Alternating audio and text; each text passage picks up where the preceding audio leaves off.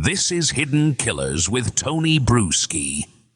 So, the ex-wife of the alleged Gilgo Beach serial killer, she just watched a Netflix docu-series, allegedly, and now she's allegedly wondering if her former husband is a fall guy in one of the most disturbing serial killer cases in recent history. We're talking about Asa Ellerup. We've talked about her in the past, who was married to Rex Heuermann for nearly 3 decades.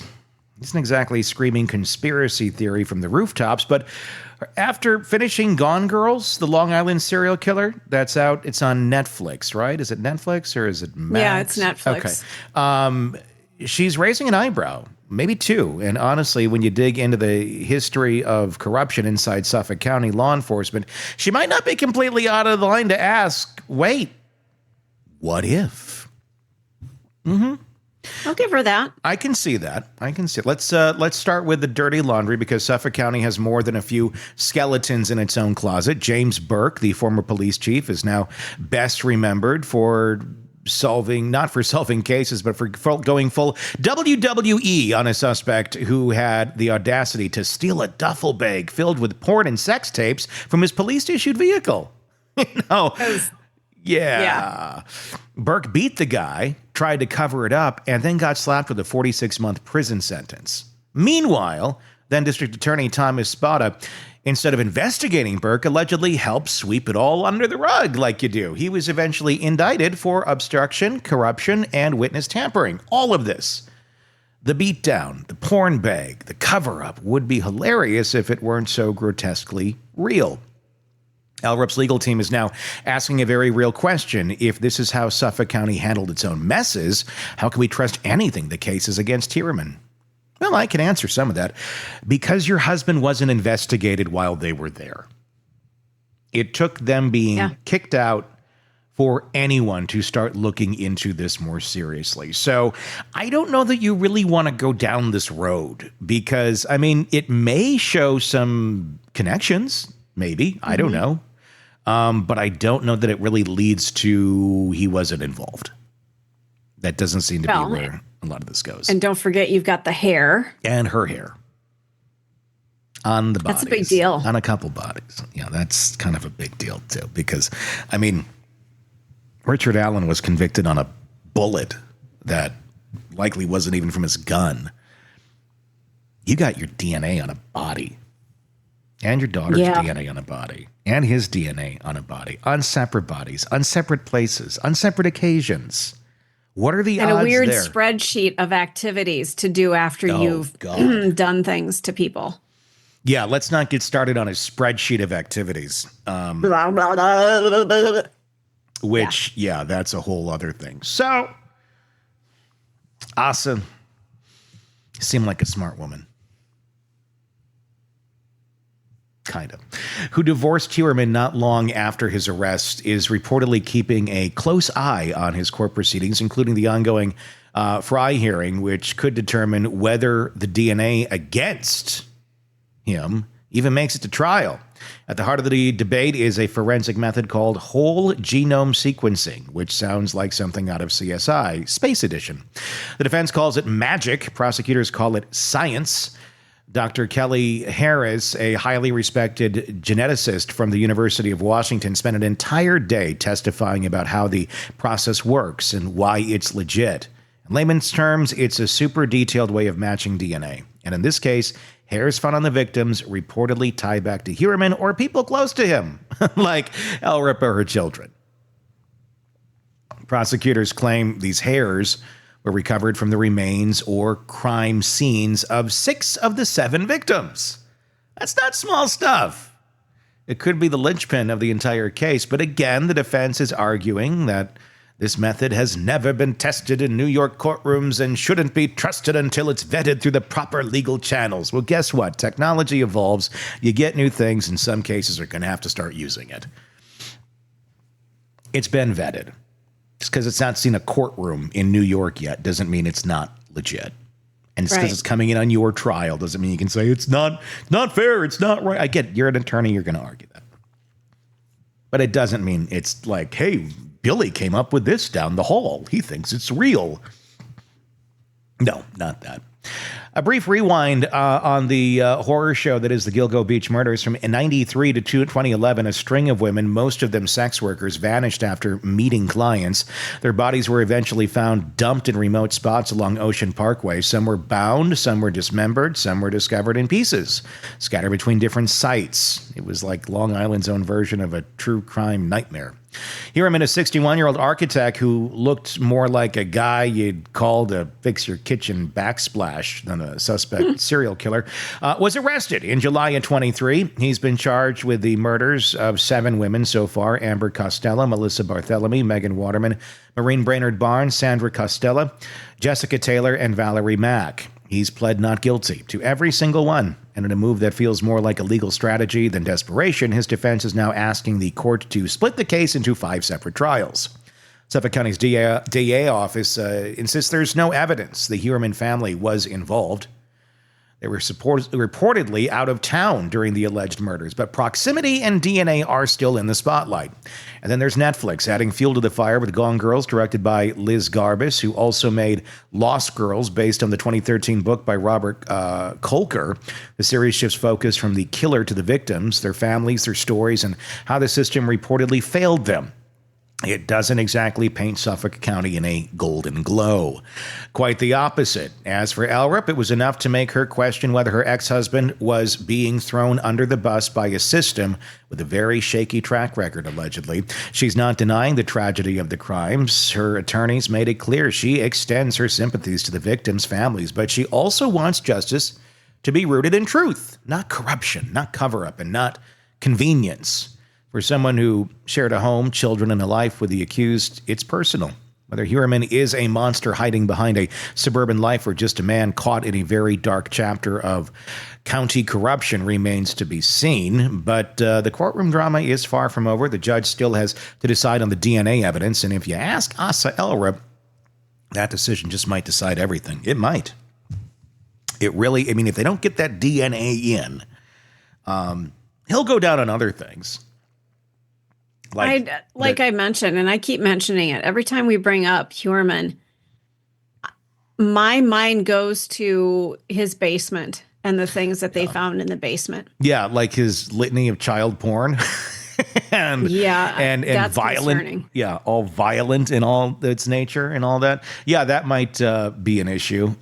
The fact that they, well, if you're going to go down the conspiracy road, you're gonna say that everything in here is made up. That they planted that they planted the to-do list or the how-to list or whatever the hell that was. That they planted the hairs, all in an effort to frame Rex Heuermann of all people. Now, at some point, you just did it. If you got that much stuff in your house, or you're very, very disturbed and your proclivities towards death and sex and murderers are really, really disturbing and messed up. And if that's what you're into, then you take a look at the victims. The victims fit that profile. Mm-hmm. So let's say we keep the DNA out. Was it Shannon? I can't remember. Gilbert? Forgive me. Yes. Wasn't she the one who described him as like an ogre? Yeah. And there's a physical description that basically fits this man. Yeah. And his weird stalking of one of his, maybe an assistant or secretary or something when she was on a cruise. This guy is a creep. I have no idea if Asa Ellerup knew anything of what the hell was going on here. I'm not saying she's involved in the murders. I don't think she was involved in the murders. I do want to know what she knew. I do want to know what she saw. I want to know what was life like being married to this man for 3 decades? And did you see signs that you just didn't recognize at the time? Or was it cognitive dissonance? Were you too close to it? Were you compartmentalizing things? What the hell was going on? And how do you have absolutely no idea that this man is, at the very least, very active with sex workers on a regular basis. At the very least. I think she's the boiled frog. Or was she aware? I mean, again, and if you're aware that your husband is out with sex workers, I guess sex work is technically a crime in New York, but I guess it's you are not committing a crime by being aware of that. I don't know why anyone would want to be in a marriage with someone who's like this. But everybody, maybe it's all she knew. Everybody has their own things. So, I mean, again, not a crime to condone, or and I'm not saying she condoned it, or just being aware of what he was up to. Not necessarily that he was up to murdering people. But I guess there's a level of not wanting to be fully aware of everything too that some people get into. You know, some people literally have spaces in their homes where like their spouse just does not go, and it's like strict. That to me is insane, but that's how some people live. Yeah. So I know several people like that. Like you don't go into my man cave. You just don't go there. That's weird. What do you have in there that you don't go in there? Seriously, what do you have in there that you don't go in there, that you couldn't go in to the man cave portion of the house? What the hell do you have in there? It's a valid question. There should never be a valid reason for that in a marriage, in a shared house, that one party cannot go into another part of it.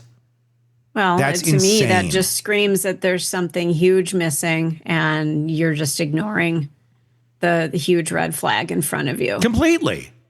Yeah. That's all you're doing. It's not working and you need to escape from your spouse. I'd be very concerned if my spouse, for any reason, said, you cannot go into this part of the house. You cannot.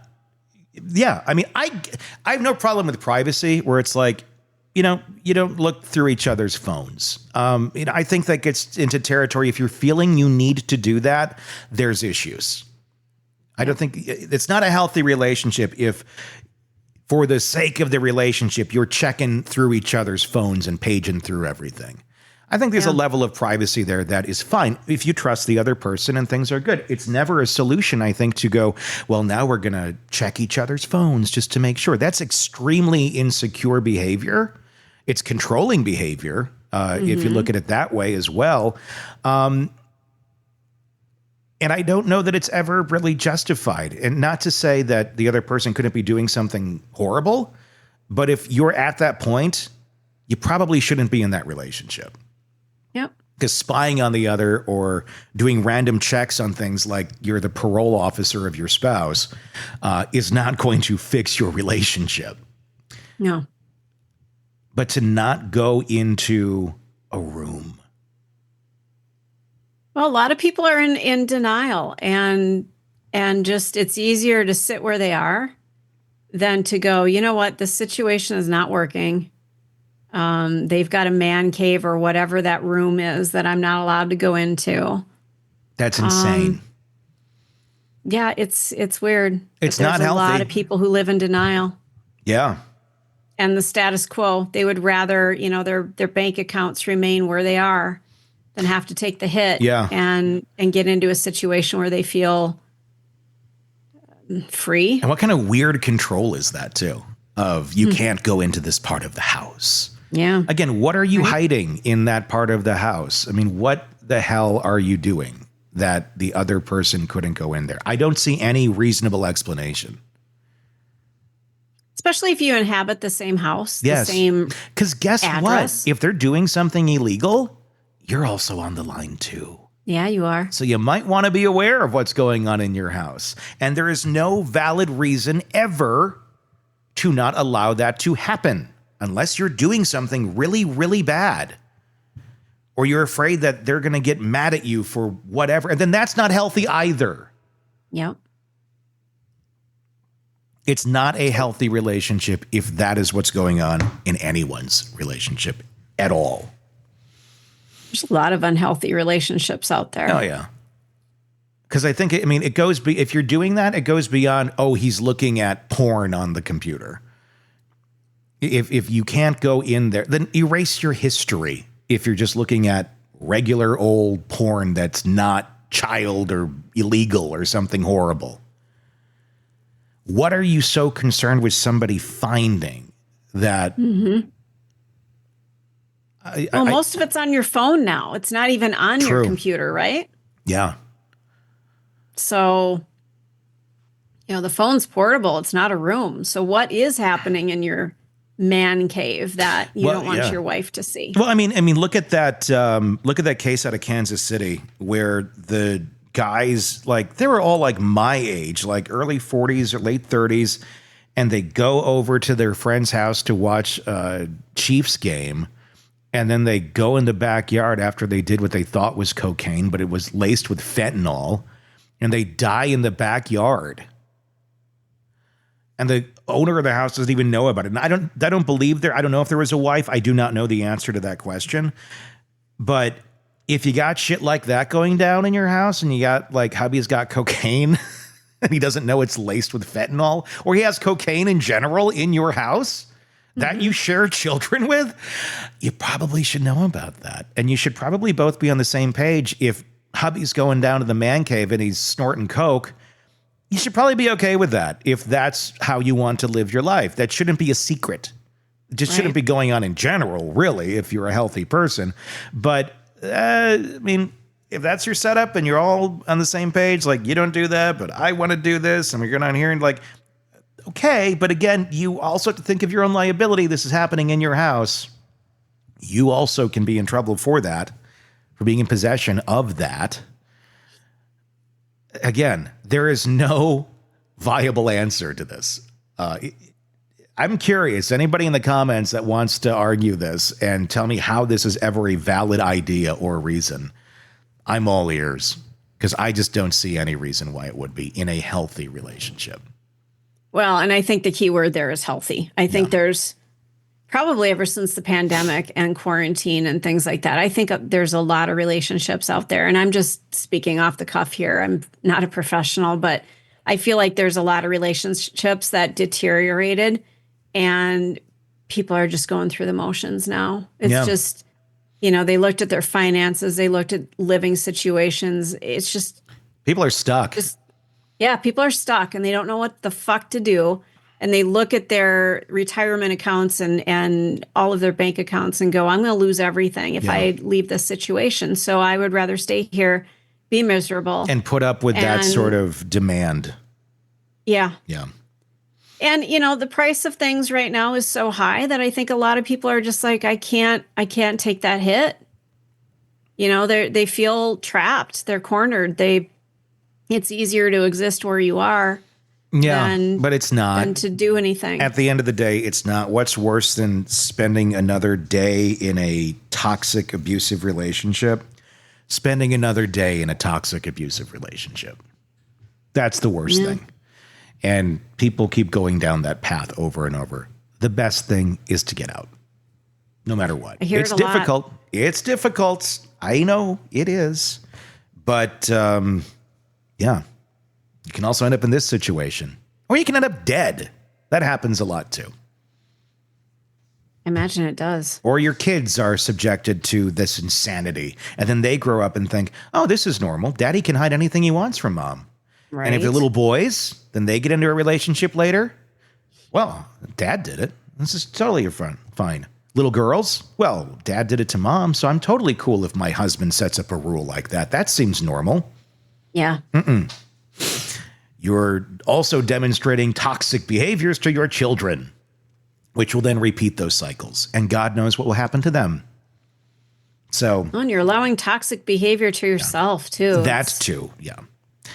Yeah, it's a lot. It's one of those where it's just a kind of take a big glass of wake the F up because you need to. And I don't think Asa, took that sip until it was way too late. I want to see the Fitty documentary that's coming out on this on Peacock. Still no word on when that's going to happen, but we know she got paid for it. So what's she going to say in it? I don't know. I'm guessing they're going to wait closer to trial to drop that when it's a little more top of mind once these other cases die down and that one comes up. It'll be very fascinating.